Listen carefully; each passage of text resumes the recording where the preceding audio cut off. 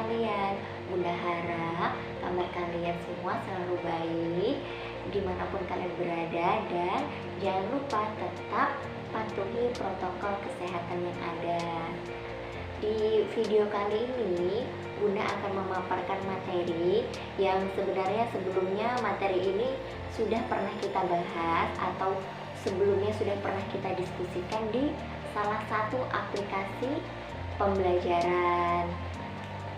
Sebelum memulai, izinkan Bunda terlebih dahulu untuk memperkenalkan diri kepada kalian semua yang saat ini sedang di rumah ya, terutama untuk kelas 7.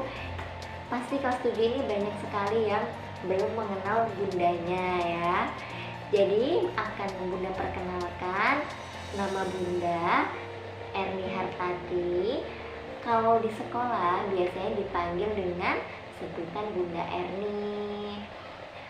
Kali ini Bunda Erni akan menjelaskan materi mengenai teks deskripsi. Tetapi alangkah baiknya sebelum memulai penjelasan kita mengetahui terlebih dahulu tujuan pembelajaran kita pada hari ini. Nah, jadi anak-anak, tujuan pembelajaran kita hari ini yaitu meliputi yang pertama, menjelaskan pengertian, ciri, objek, dan tujuan teks deskripsi. Yang kedua, menentukan jenis-jenis teks deskripsi. Dan yang ketiga, menjelaskan struktur, langkah, dan ciri kaidah kebahasaan dalam teks deskripsi. Untuk materi deskripsi, poin pertama yang akan Bunda bahas yaitu mengenai pengertian teks deskripsi. Mungkin di sini ada beberapa dari kalian yang bertanya-tanya mengenai apa sih yang dimaksud dengan teks deskripsi tersebut. Sebelum Bunda jelaskan, kalian bisa melihat cuplikan video berikut ya. Menyatakan kemerdekaan Indonesia. Hal-hal yang mengenai pemindahan kekuasaan dan lain-lain diselenggarakan dengan cara saksama dan dalam tempo yang sesingkat-singkatnya.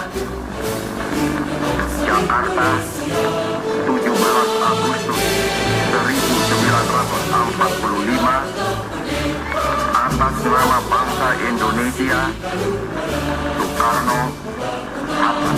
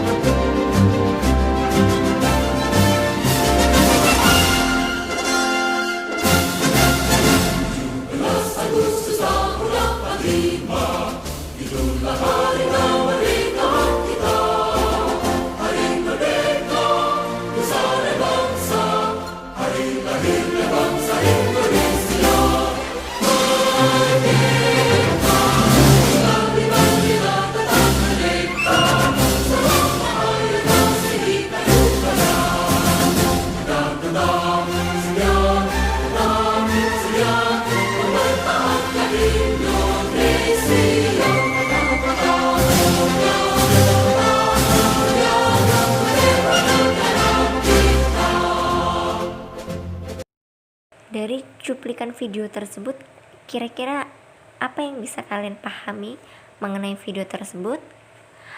Bunda kasih waktu 5 detik deh untuk berpikir ya. Ya, benar. Secara tidak langsung, video tersebut menceritakan sejarah kemerdekaan Indonesia secara rinci. Nah, bagaimana pahlawan terdahulu berjuang sampai Indonesia bisa merdeka saat ini. Dan tugas kalian sebagai generasi muda patut mengenang jasa pahlawan dan menerapkan sikap pahlawan di kehidupan sehari-hari. Jadi, pengertian dari teks deskripsi sendiri yaitu berisi penggambaran suatu objek, tempat, atau peristiwa tertentu kepada pembaca secara jelas dan terperinci.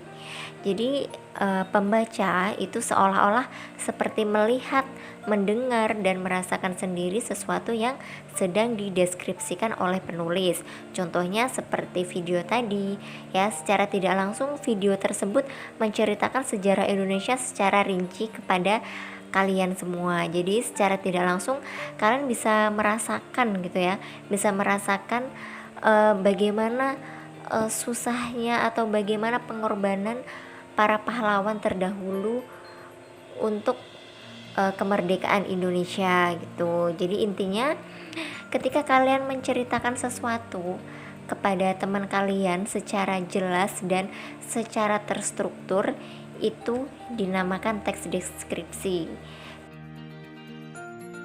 Poin B mengenai tujuan teks deskripsi. Jadi di sini sudah jelas ya.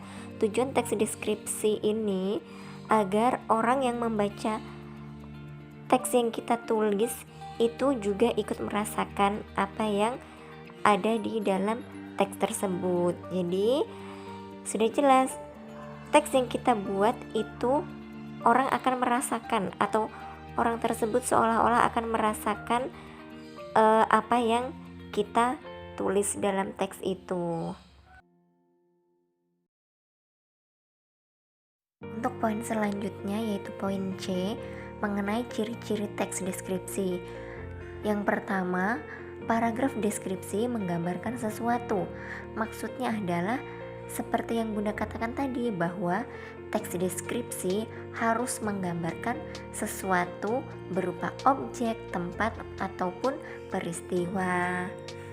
Kemudian yang kedua, paragraf yang digambarkan dijelaskan secara sangat jelas dan rinci serta melibatkan kesan indera.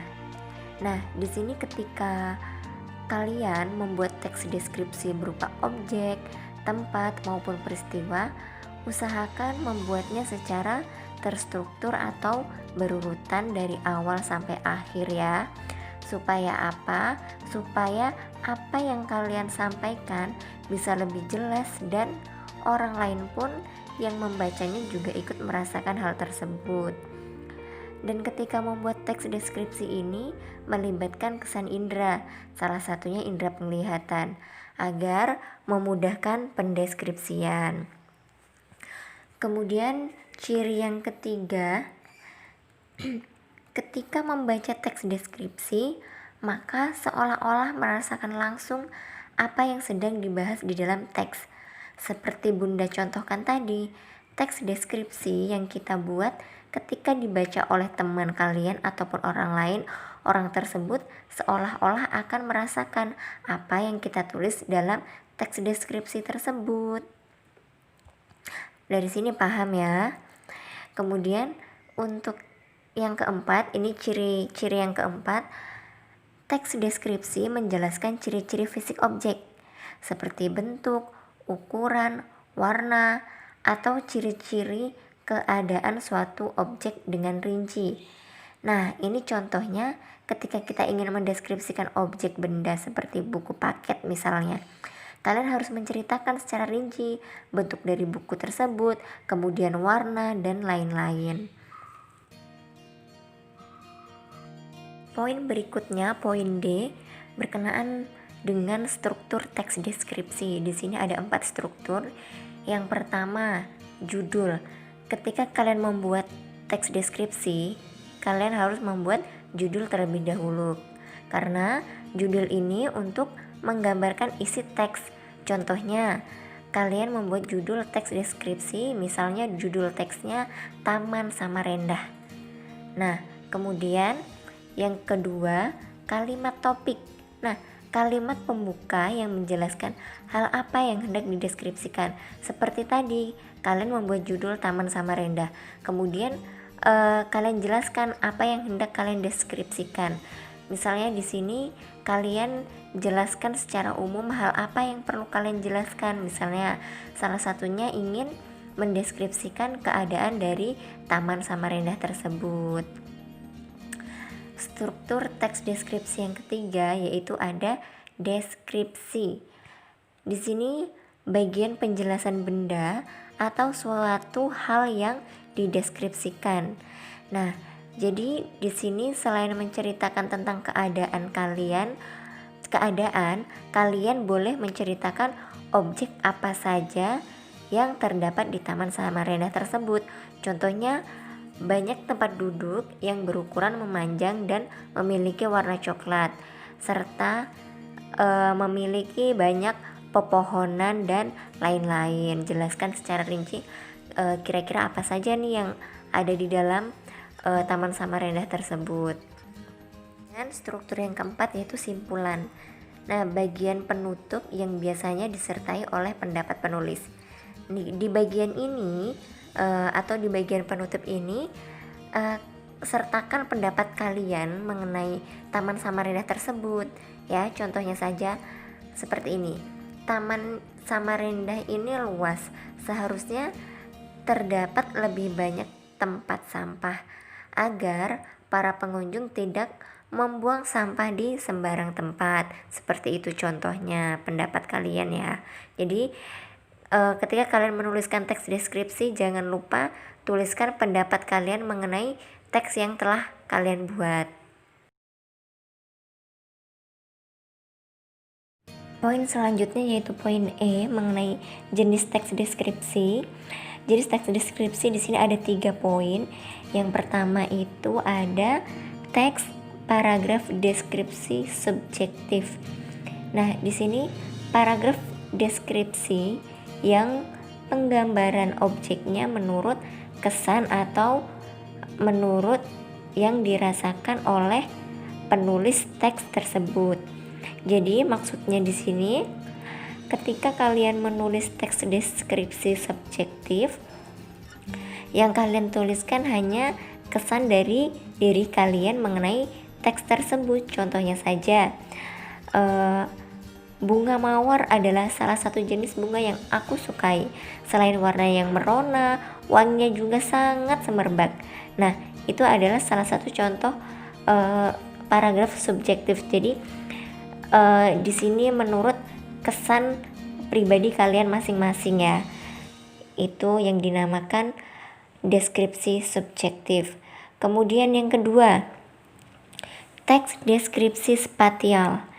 Dalam teks ini, objek yang digambarkan hanya berupa tempat, benda, dan ruangan. Ya, jadi hanya 3 itu saja yang boleh dideskripsikan. Jadi terserah mau mendeskripsikan apa, misalnya mau mendeskripsikan ruang kelas, ruang guru, dan lain sebagainya. Kemudian yang ketiga, teks paragraf objektif. Nah, teks ini atau objek yang digambarkan dalam teks ini yaitu apa adanya menurut keadaan objek yang sebenarnya, tanpa penambahan opini dari penulis itu sendiri. Contohnya, ketika kalian menggambarkan keadaan di dalam ruang kelas. Ketika ruang kelas kotor, banyak sampah yang berserakan. Jadi kalian harus menggambarkan sedemikian rupa gitu ya. Tidak boleh diubah berdasarkan opini kalian.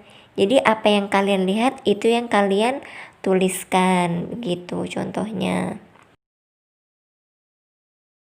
Poin F mengenai langkah-langkah membuat teks atau paragraf deskripsi. Di sini akan membahas 5 poin. Yang pertama itu ada menentukan tema. Jadi menentukan apa objek yang akan dibahas nantinya. Jadi sebelum membuat teks deskripsi, jangan lupa kalian tentukan temanya terlebih dahulu atau objeknya terlebih dahulu yang ingin kalian jadikan sebagai teks deskripsi. Kemudian yang kedua itu menentukan tujuan. Nah, dalam membuat teks deskripsi tujuannya harus jelas ya. Misalnya membuat teks deskripsi ruang kelas, tujuannya agar apa? Supaya teman-teman kalian yang belum pernah melihat secara langsung kelas kalian seolah-olah bisa merasakan keadaan di dalam kelas kalian tersebut. Jadi teman kalian seolah-olah merasakan keadaan di kelas kalian walaupun belum pernah melihat secara langsung. Kemudian yang ketiga itu ada kumpulkan data-data dan lakukan pengamatan langsung mengenai objek yang akan dibahas. Jadi sebelum melakukan atau menuliskan teks deskripsi, kalian terlebih dahulu mendata kira-kira pengamatan apa yang akan kalian lakukan. Kemudian ketika kalian ingin mengamati sebuah objek benda, kalian harus siapkan terlebih dahulu benda apa yang ingin kalian deskripsikan. Kemudian amati benda tersebut untuk mendapatkan data-data yang nantinya akan disusun menjadi sebuah kerangka karangan teks deskripsi, seperti itu. Untuk poin yang keempat, setelah data-data terkumpul, susunlah data tersebut menjadi kerangka karangan. Nah, jadi setelah semua data terkumpul, jangan lupa disusun kalimatnya secara terstruktur. Kemudian untuk poin yang kelima, uraikan kerangka karangan menjadi teks deskripsi yang disesuaikan dengan topik. Nah, jadi uraikan berdasarkan kata-kata yang telah kalian susun sebelumnya agar menjadi teks deskripsi yang menarik untuk dibaca.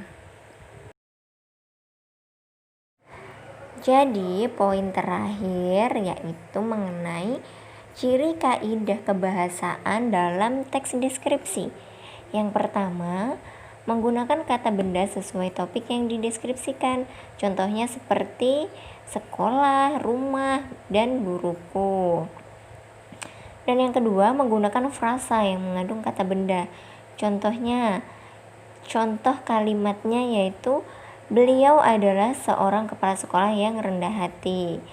Nah, frasa sendiri di sini merupakan gabungan dua kata atau lebih yang bersifat non predikat. Kemudian yang ketiga, mengandung kata sifat yang bersifat menggambarkan.